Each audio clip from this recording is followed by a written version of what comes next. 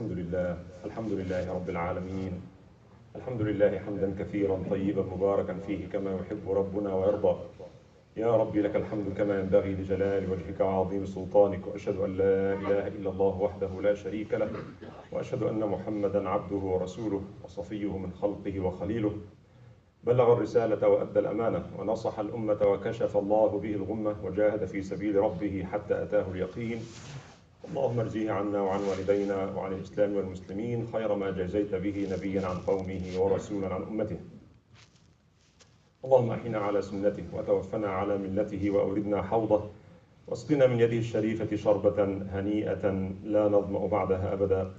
ثم أما بعد, my dear respected brothers and sisters, I just want to share with you a reflection on this beautiful hadith narrated by Abu Hurairah radiallahu anhu, and hadith is sahih, quoted in Sahih al-Bukhari, in which Rasulullah sallallahu alayhi wa sallam says, إن الدين رفق ولن يشاد الدين أحد إلا غلبه. Religion is very easy. Religion is very easy. And whoever overburns himself in his religion will not be able to continue in that way.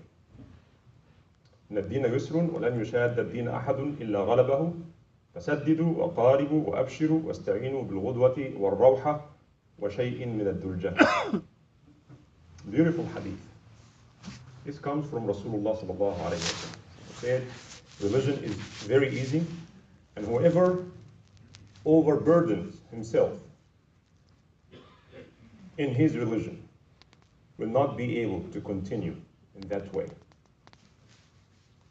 Religion, Islam, is meant to be easy. Islam is not and cannot be and should not be a source of burden.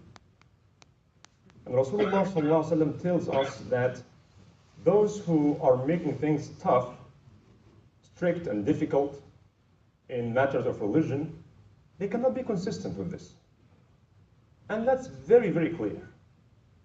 Any individual or group or madhab or movement that make things difficult, they cannot be very consistent with that. That's very obvious. In other words, they would make things difficult on people and easy for themselves, and everything can be justified easily. Scholars actually used to do the opposite. They make things easy on people and they make it tough upon themselves. Understanding that people have different situations, and in some situations they need to take easy opinions to remove the haraj from them. Although Rasulullah sallallahu alaihi wasallam said that, and he also told us that you will follow the footsteps of the people of the book, those who came before you. And we know that Al-Quran al-Karim talked so much about the mistakes that they have done in order for us to avoid these mistakes, but unfortunately, the reality is that we are repeating and doing the very same mistakes. As he said, sallallahu alaihi wasallam, you will follow the footsteps of those who came before you.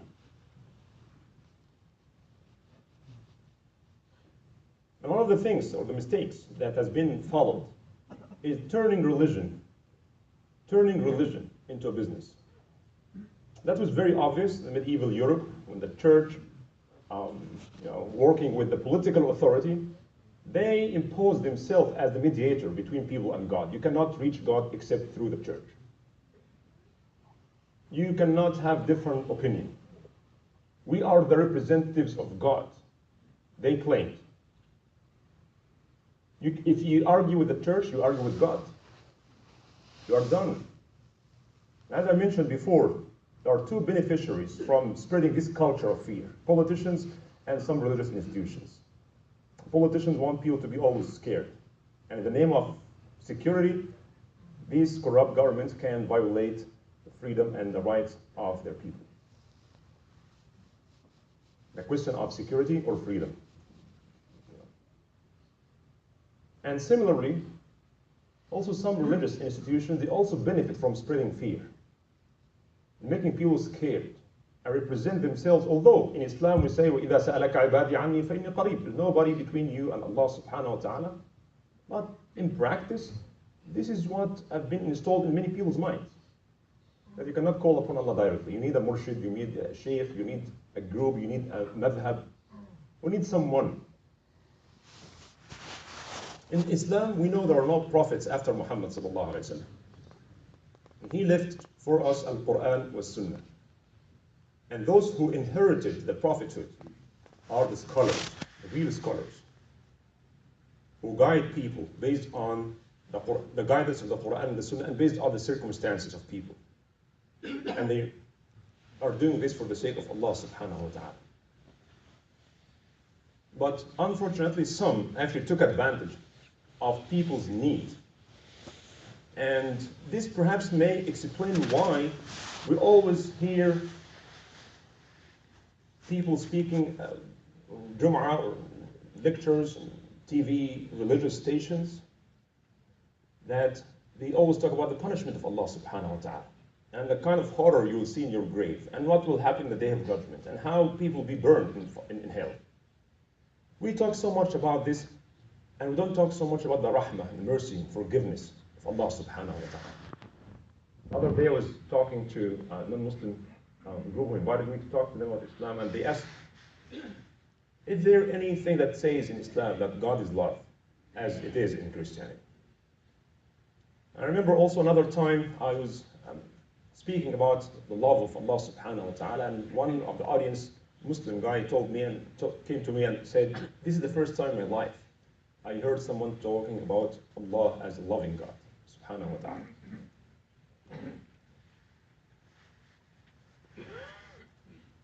Talking so much about punishment, it reflects this reality, that you need to be scared. And this gives more power and authority to these religious institutions, making things more complicated, or complicating things of religion. I remember when I was young studying the Shafi'i madhab, fiqh, Imam Shafi'i, and they told us, I remember I was young, but this actually stick to my head, what's going on? There are 15 conditions for your takbiratul ihram to be correct. According to Hanafi madhab, there are 20 conditions. Just to say Allahu Akbar to enter into your prayer, there are 15 in Shafi'i and 20 conditions that you have to observe when you say Allahu Akbar, how to say it, how to stand, and how to put your hand, and when, and talking about the vowels in the word Allahu Akbar, how to pronounce it. So you have to be always in need of someone, because if you are scared of God, of Allah subhanahu wa ta'ala, you don't want to be burned in the hell, we are the way. Come to us to tell us how to do that. And as some actually were making fun of this point, that some people always need to call upon someone to get a fatwa how to tie their shoelace. Every little and small thing becomes big and important. And not only that, one of the phenomena that we need to also observe and to be aware of, that some actually make their understanding of Islam, their interpretation of Islam, their group, their movement, their madhab, their jama'ah, equivalent to Islam itself. We are the only ones who follow Islam. And that is basically the definition of fanaticism. Our madhab is the only correct madhab. Our jama'ah, our group, our understanding, our books are the only absolute truth. This absolutism is everywhere in the Muslim world now. We have to be aware of this. And our young youth need also to be aware of this. Everybody now speaks from religious authority. Everybody can be an imam. Everybody can be a mufti and alim and mullah. All other these names are very cheap here in America. You don't have to study anything or go anywhere. You just can get the title, staying home. And everybody claims religious authority, and everybody speaks negatively about others.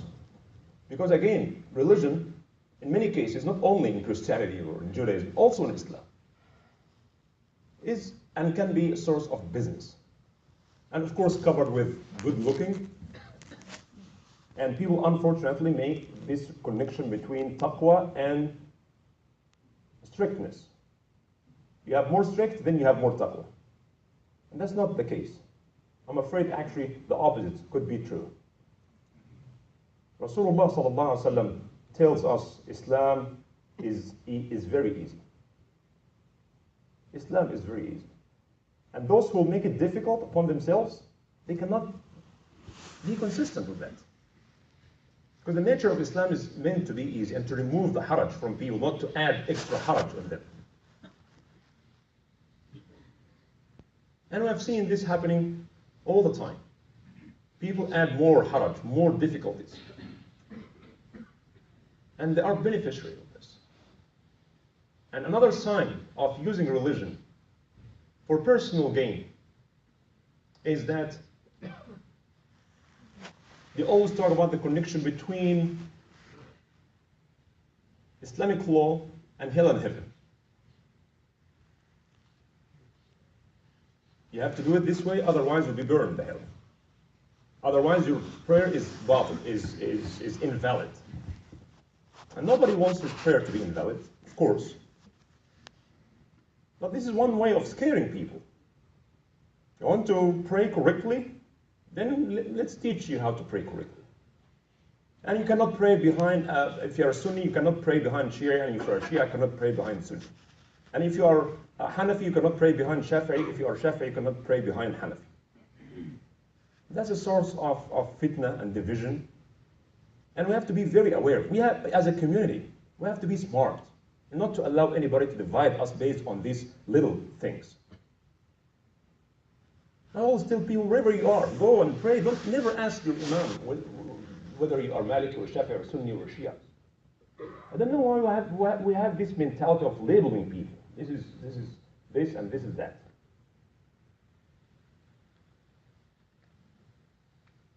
Islam is an inclusive religion that welcomes everybody. Yes, we have differences. We are a diverse community. But this should not be a source of troubles and division and rejection of others. And as I told you before, someone came and asked me this question. And I told him, why are you asking about my madhab and Sunni or Shia or celebrating the Mawlid? And he said, because I want to know if I can pray behind you or not. And he said, we have fatwas. All these groups are kafir. So what business do? Everybody else is wrong. We hold the absolute truth. Nobody holds the absolute truth. It's only Allah subhanahu wa ta'ala. And the great imams of Islam, they said exactly that. Imam Abu Hanifa radiallahu anhu said that no one should follow us, or our madhab, unless or until you understand our dalil. And one time he saw his student Abu Yusuf writing the fatwas Abu Hanifa is saying, and said, do you write everything I say? Don't do that. I may say something today and tomorrow I'll change my mind. Imam Malik said the same thing. He said nobody is ma'soom, nobody is infallible. Opinion of any scholar can be accepted or rejected. The only one that you must accept him, you cannot reject him, is Rasulullah sallallahu alaihi wasallam. And you point into the grave of the Prophet sallallahu alaihi wasallam. Imam Shafi'i said the same thing. إذا صح الحديث فهو مذهبي. If the hadith is sahih, that's my madhab. If you found hadith sahih against what I say, ignore what I say. Imam Ahmad ibn Hanbal said the same thing. He said, don't follow me or Shafi'i or Malik or Thawri or Awza'i, these great, until you know their dalil. Go to the source. Now I understand that we cannot all go back to the Quran and the Sunnah and find Islamic rulings and everything. I'm not suggesting that we must be scholars, everyone. We need to ask the people of knowledge, but in the end of the day, we need to understand that we are responsible for any choice we make. We are responsible. Well, there's a lot of competition over there. It's like business. If you want to buy a phone, the first question is Samsung or Apple. Right? Of course, every company wants to promote their product, to make more profits. This is why it is, right? In the end of the day, if you bought this or that, it's not a very big deal. Yeah, you can get all these main functions done well. But they try to convince us that our product is good and the other product is bad. There are different products over there.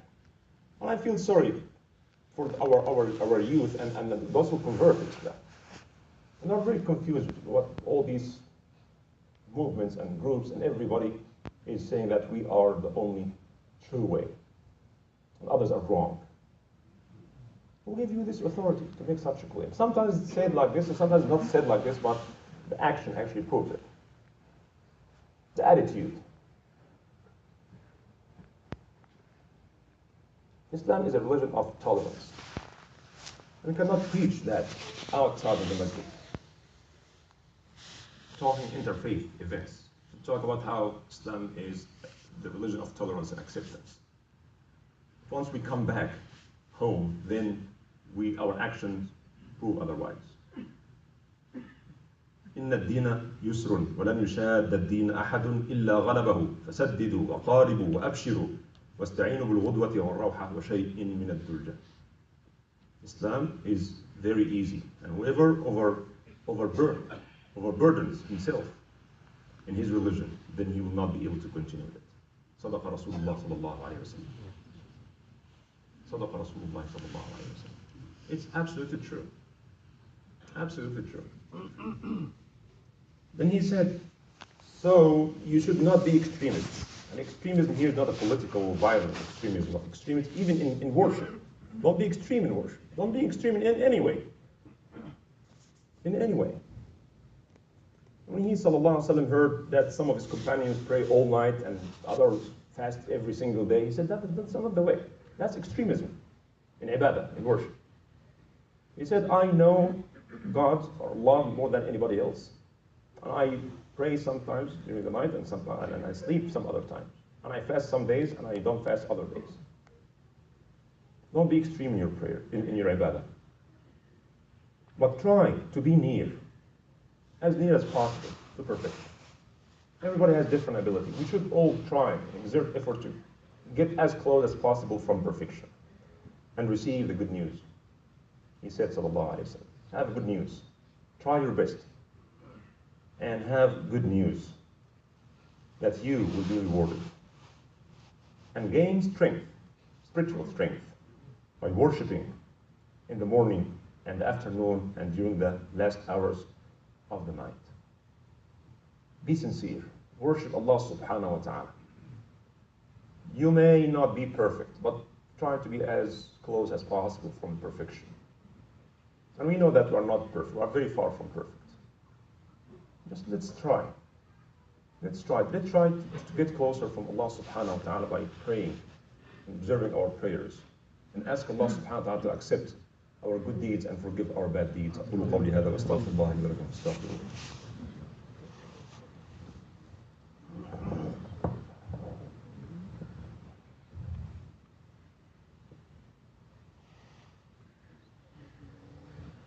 الحمد لله رب العالمين والصلاة والسلام على أشرف الخلق والمرسلين سيدنا محمد وعلى آله وأصحابه أجمعين. إن الله وملائكته يصلون على النبي يا أيها الذين آمنوا صلوا عليه وسلموا تسليما.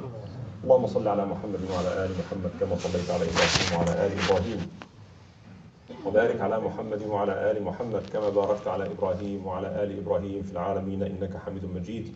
عباد الله اتقوا الله وأطيعوه إن الله يأمر بالعدل والإحسان وإيتاء ذي القربى وينهى عن الفحشاء والمنكر والبغي يعظكم لعلكم تذكرون. اذكروا الله العظيم يذكركم اشكروه على نعمه يزدكم ولذكر الله أكبر والله يعلم ما تصنعون. I just want to let you know that we have a janazah today, right after Jumma prayer. Inshallah, we'll be praying the janazah prayer.